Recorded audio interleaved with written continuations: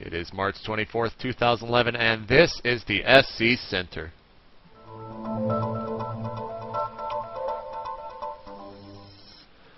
What is up, Patrick? Welcome to SC Center. How's New York, man? Too cold. It's spring, it's still man. Snowing? Well, it's not snowing right now, but there was snow on the ground this morning, which isn't okay. That is. Well, I gotta go to. How's Texas? Texas is nice and warm today. I gotta go to Indianapolis in like 2 weeks, so hopefully it's not cold up there. Do you know if it's snowing by any chance? In Indianapolis? Yeah. 1,000 miles away from me? No, I don't know. Is that really that far away from you?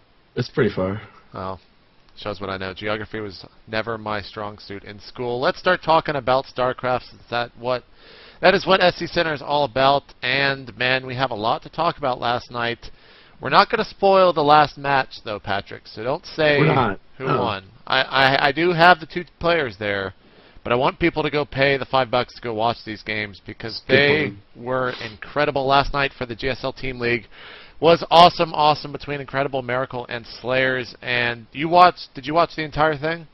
I did. I just finished it up a couple hours ago. Nice. We watched live, myself, Sock, and Control. Paynuser was on there for a little bit. We did a little stream. And they were quite critical of all the Zergs. Nesty and Losira, I almost feel like they were told to do those builds. That's not something that they would do on their own. What do you think about that?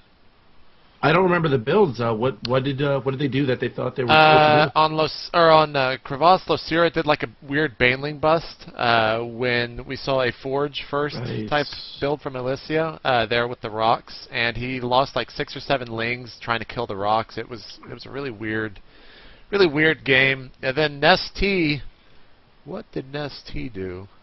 I think that was the game where Alicia went Void Rays. And Nesty just looked really bad. But anyways, Alicia started out the clan war very strong, getting 3 quick wins. But then they put in Yongwall, kind of the Protoss versus Protoss master, as Artosis was saying on Typhon Peaks, and that was a pretty interesting PvP. It was really tense throughout the entire game, kind of like all PvPs are, I guess. They threw in Golden after that, the Zerg player. He didn't do much of anything. It was kind of underwhelming. But then the Terran that's really made a name for himself, other than MMA coming from the Team League, is Ryung coming out for Slayers. He ended up taking out Yongwall, and then MVP had to come in and pretty much win for his entire team after the fail of Losira and Nesty, really. He ended up taking out Ryung and then taking out Gonzi, and it went to the game 9, the 9th game between MMA and MVP on dual site. That was an incredible game. Patrick, what did you think of the rest of the series? Right, I mean, wow. I mean, honestly, Game 9 was so good that it's hard to not talk about, but I'll put it aside for a minute, and let me just reiterate what JP said. Pay the $5, especially for GSTL. I mean, if you're not going to watch the GSTL is always worth it. Both seasons have just been nonstop awesome. Every matchup, it's great. Watch it, pay it. It's $5. You got it. Yep. The rest of the series, I mean, it was awesome. I thought it was a really good series. The rest of the GSTL was good. I wasn't sure it was as good as last season's GSTL. Up until this series, I feel like this really elevated the whole season. I agree. The semifinals weren't that great. There were a couple of games that were pretty exciting, but overall, the semifinals were not the best matches. Especially when compared. Especially when compared to last Team League, when the semifinals were insane.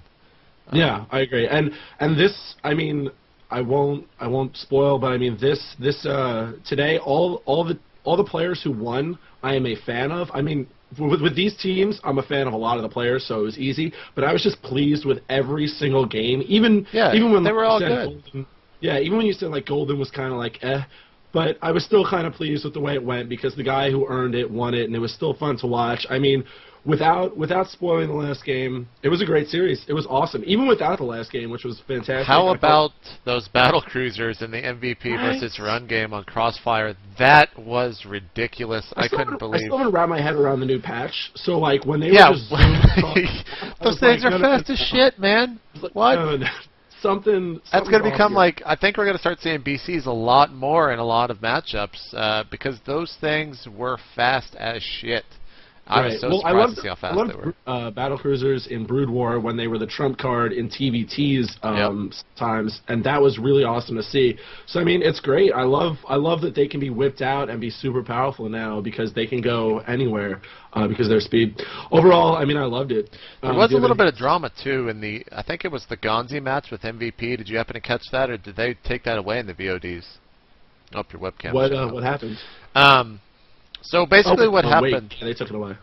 Oh, so, you know, I kind of thought something was up when Gonzi joined the game. They were about 7 minutes in. The builds were identical for both MVP and Gonzi. And Gonzi said, pause, please. They paused it, and they cut away. And apparently, right after that, Gonzi left the game. But they didn't. Nick and Dan didn't say that. But I saw the IM coach kind of being pretty aggressive with one of the administrators of the GSL, kind of like pointing around and kind of getting up in his face a little bit. I was like, uh-oh, I bet you there's some drama going on. They cut to a commercial. They went and showed some Korean K-pop videos, or I guess K-pop videos, and as opposed to American K-pop videos. But showed some music videos for about 10 minutes or so, came back, and there was a dispute that MVP won the match because Gonzi left, but it was just a simple replay, so that was pretty much the end of the drama.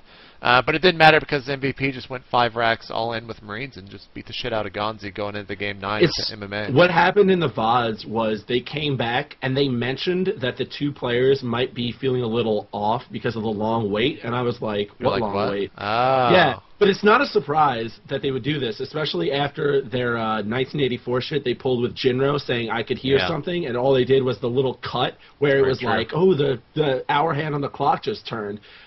GSL doesn't handle that kind of stuff well, is something we're learning. I mean, not that I have that many complaints about the GSL, but that's one thing where it's like, just tell us what happened. It's not a big deal. Just be transparent about it. That is very true. One thing I do want to say, I was actually going to talk about the last match here, especially because on Team Liquid right now there is a great write-up on Slayers, on their whole history, on what they did last season, on this season. I can't remember exactly who it was by. A dude with like 8 posts. The DD. That's a great 8. Good job to him, man. 8 posts, and he's got this post out here. That's actually incredible. It's a great post. Everyone should check it out. And just to let the newbies know what's so special about Slayers as far as history go, and let the old people reminisce a little. Boxer, one of the things he's really remembered for, I mean, everyone knows Boxer in-game is incredible, but what he's known for is picking talent out of a goddamn hat.